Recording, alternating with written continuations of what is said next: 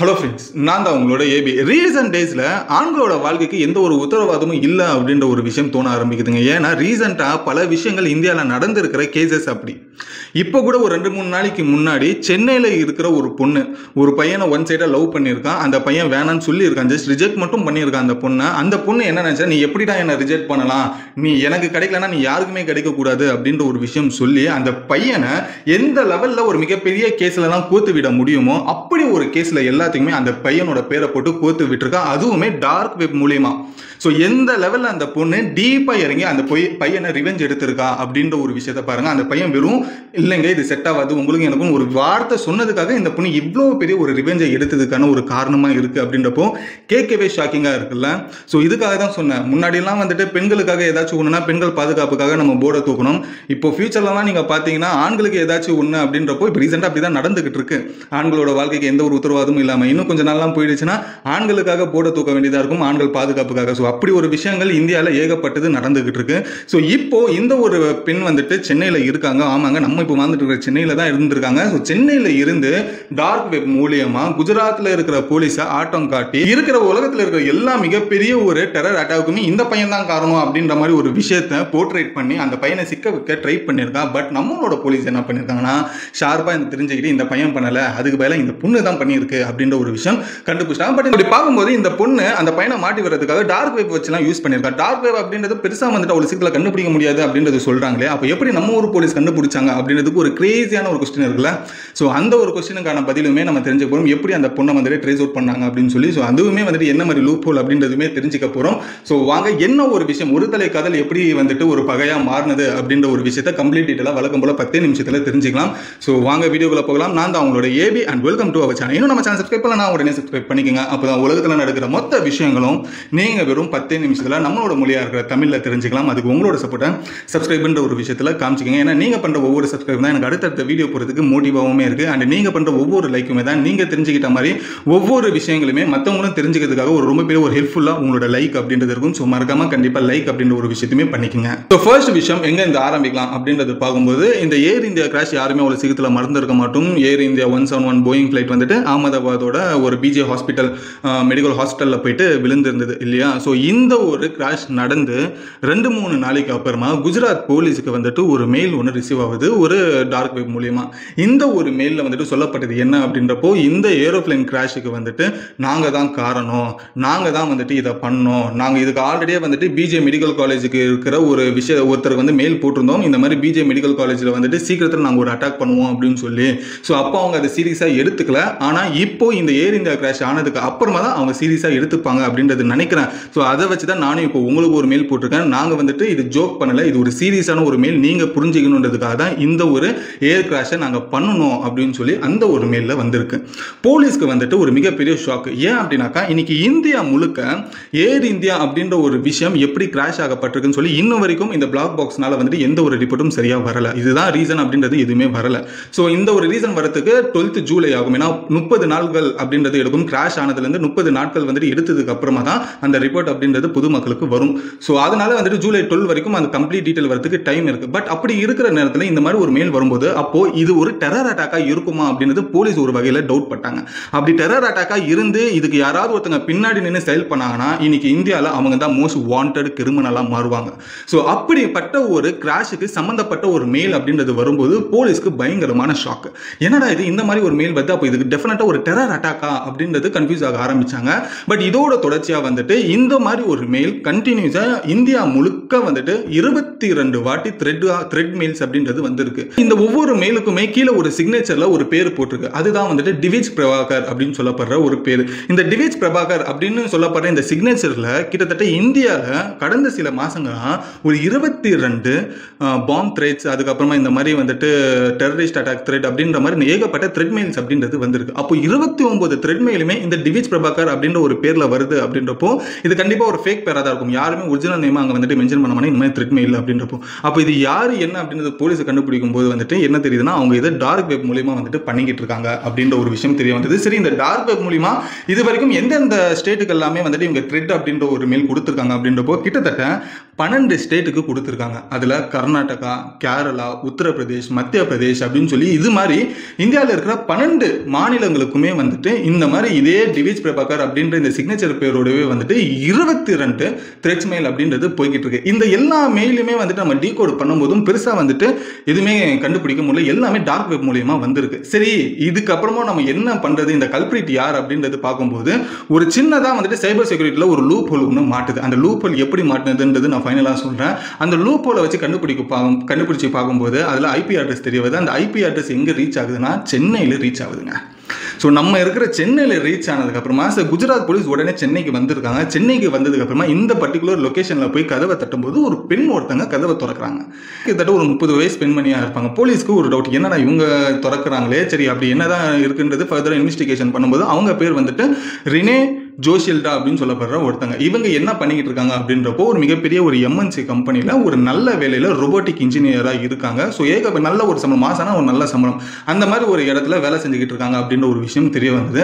So அதுக்கப்புறமா ஃபர்தராக வந்துட்டு இந்த ஒரு விஷயத்தை வச்சு சம்மந்தப்படுத்தி பார்க்கும்போது முதல்ல அவங்க இல்லை அப்படின்றப்போ சொல்லும்போது அவங்களோட லேப்டாப்ஸ் எல்லாத்தையுமே வந்துட்டு நம்ம சர்ச் பண்ணி பார்க்கும்போது சில டார்க் வெப் யூஸ் பண்ணதுக்கான ஒரு விஷயங்கள் தெரிய வருது போலீஸ்க்கு. உடனே வந்துட்டு போலீஸ் என்ன பண்ணுறாங்க அப்படின்றப்போ இவங்களை கஸ்டடியில் எடுத்து விசாரிக்க வேண்டிய விதத்தில் விசாரிச்சிருக்காங்க ரெனேவை.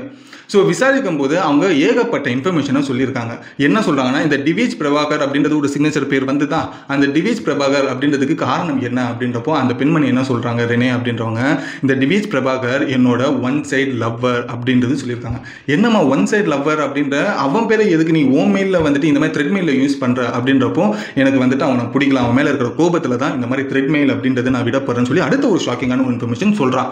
என்னன்னு சொல்லி போலீஸ்க்கு ஒரு விஷயம் புரியல. சரி, டீட்டெயிலாக வந்துட்டு இன்னும் விசாரிச்சதுல ஏகப்பட்ட இன்ஃபர்மேஷன்ஸ் ரெனே சொல்லிக்கிட்டே வந்திருக்கு. அதுல முதல்ல சொல்ற விஷயம் என்ன அப்படின்னாக்கா, ரெனே அப்படின்ற இந்த பொண்ணு வந்துட்டு ஒரு ஒன் சைடு லவ்வா வந்துட்டு டிவேஜ் பிரபாகர் அப்படின்றது ஒரு பையனை லவ் பண்ணிருக்காங்க. இந்த டிவேஜ் பிரபாகர் எங்க இருக்கிறவனா அதே எம்என்சி கம்பெனில அதே ரோபோட்டிக் இன்ஜினியரிங் டிபார்ட்மெண்ட்லயே வேலை செஞ்சிருக்கான். பட் இந்த பொண்ணு அந்த பையனை லவ் பண்ணியிருக்காங்க.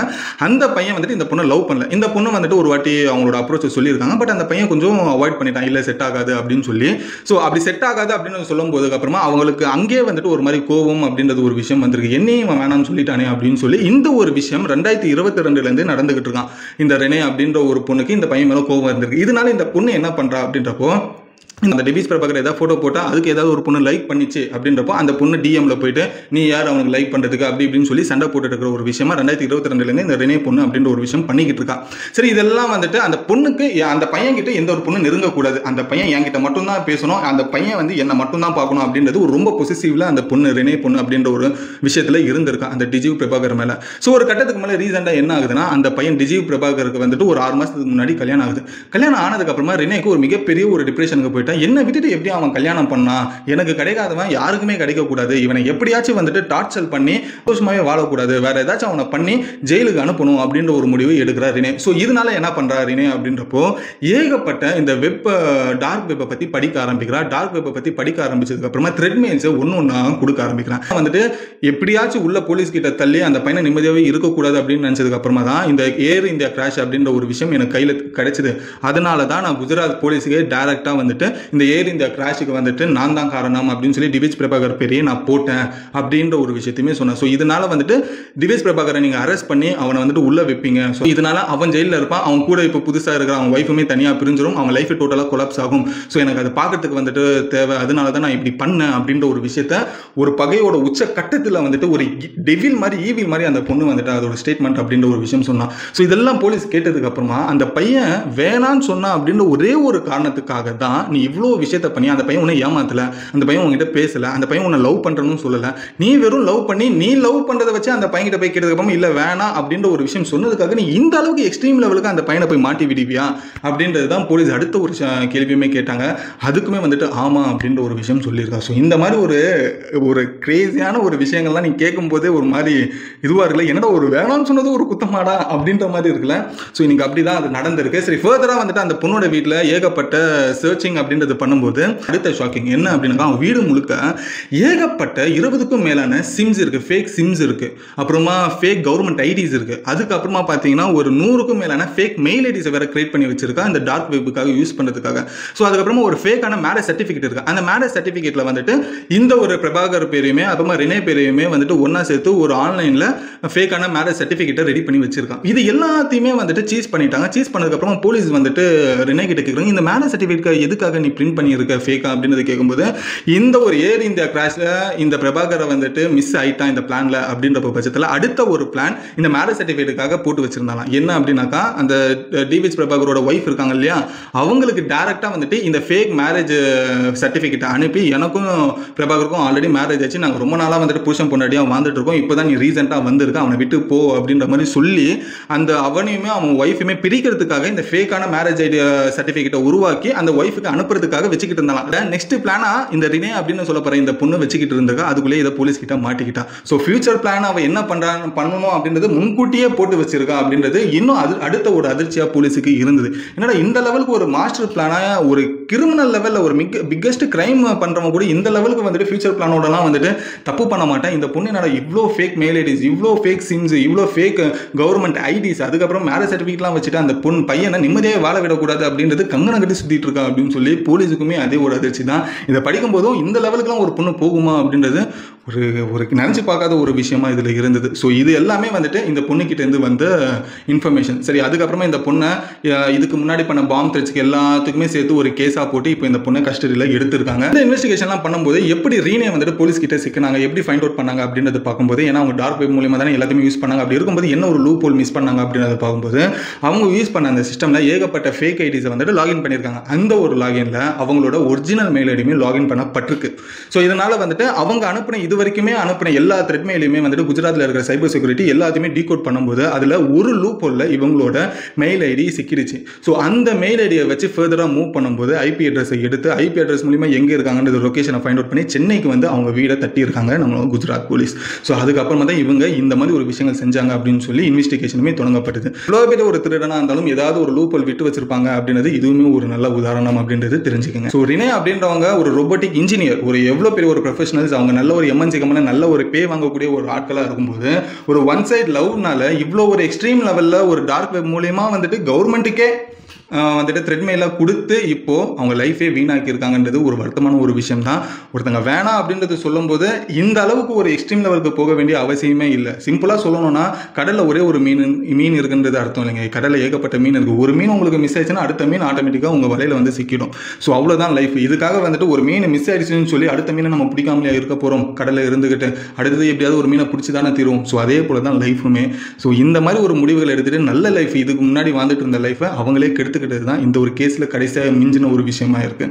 இப்போ ரீசன்ட் டேஸ்ல வந்து நீங்க பாத்தீங்கன்னா இதுக்காக தான் நான் சொன்ன மாதிரி ஆண்களோட வாழ்க்கைக்கு உத்தரவாதமே இல்லை அப்படின்றது. அது உதாரணமா முன்ன ஒரு 10-15 நாளைக்கு முன்னாடி மேகாலயாவோட ஹனிமூன் கேஸ் சோனம் அவங்க வந்துட்டு கல்யாணம் ஆகி 7 நாள்ல ஹனிமூன்ன்ற பேர்ல புருஷனை கூட்டிட்டு போயிட்டு கூலிப்படையை வச்சு கொல்ல ஆரம்பிச்சாங்க. அந்த பையனோட லைஃபுமே காலி. ஸோ கல்யாணம் ஆகி 7 நாள்ல அதுக்கப்புறமா ஒரு பையன் வேணான்னு சொன்ன ஒரு காரணத்துக்காக இந்த ரெனே அப்படின்ற ஒரு பொண்ணு ஏர் இந்தியா ஃபிளைட்டுக்கு என் ஆள் தான் காரணம் அப்படின்ற மாதிரி ஒரு மெயில் எல்லாம் அனுப்பி போலீஸ் கிட்ட மாட்டி விடுற அளவுக்கு துணிஞ்சிருக்கா அப்படின்ற பட்சத்தில் இந்த மாதிரி ரீசன்ட் டேஸ்ல ஏகப்பட்ட விஷயங்கள் ஆண்களுக்கு எதிராக நடந்துகிட்டு இருக்கு. அதை நான் முன்ன சொன்ன மாதிரி இதுக்கு முன்னாடி பெண்களுக்கு வந்துட்டு பாதுகாப்பு தேவை அப்படின்றது சொல்லி கொடியை தூக்கணும். ஸோ இப்போ அடுத்தது ஃபியூச்சர்லாம் வந்துட்டு ஆண்களுக்கு பாதுகாப்பு தேவை அப்படின்னு சொல்லி கொடியை தூக்க வேண்டிய ஒரு நிலைமையில இந்தியா மாறிடுமா அப்படின்ற ஒரு விஷயம் தோண வைக்கிது இப்போ ரீசெண்டாக நடக்கிற எல்லா விஷயங்களையுமே. ஸோ இதுதான் சென்னையில் நடந்த ஒரு மிகப்பெரிய ஒரு ரீசெண்டாக நடந்த ஒரு மிகப்பெரிய ஒரு கேஸ். இந்த ஒரு இன்ஃபர்மேஷன் உங்களுக்கு யூஸ்ஃபுல்லாக இருந்தது அப்படின்றப்போ லைக் பண்ணிக்கோங்க. நீங்கள் இந்த ஒருதலை காதல் அப்படின்ற ஒரு விஷயம் உங்கள் லைஃப்பில் வந்துட்டு நீங்கள் ஃபீல் பண்ணியிருக்கீங்களா? அப்படி ஒருதலை காதலாக இருக்கும்போது நீங்கள் லவ் பண்ணுற பையன் ரிஜெக்ட் பண்ணிட்டான், நீங்கள் லவ் பண்ணுற பொண்ணு உங்களை ரிஜெக்ட் பண்ணிட்டாங்க அப்படின்ற பட்சத்தில் உங்களோட அடுத்த ஒரு முயற்சி என்னவா இருந்தது லைஃப்பில், நீங்கள் அடுத்த ஒரு விஷயம் என்னவா பண்ணீங்க, கடந்து போனீங்க அப்படின்றது உங்களோட எக்ஸ்பீரியன்ஸை கமெண்ட்டில் சொல்லுங்கள். நானும் படித்து தெரிஞ்சுக்கிறேன். ஸோ டைம் மறக்காமல் சப்ஸ்கிரைபும் பண்ணிக்கோங்க. இதோட இந்த வீடியோ முடிச்சுட்டு அடுத்த ஒரு சூப்பரான வீடியோவில் நாளைக்கு வந்து உங்களை நான் பார்க்குறேன். Until then bye bye AB.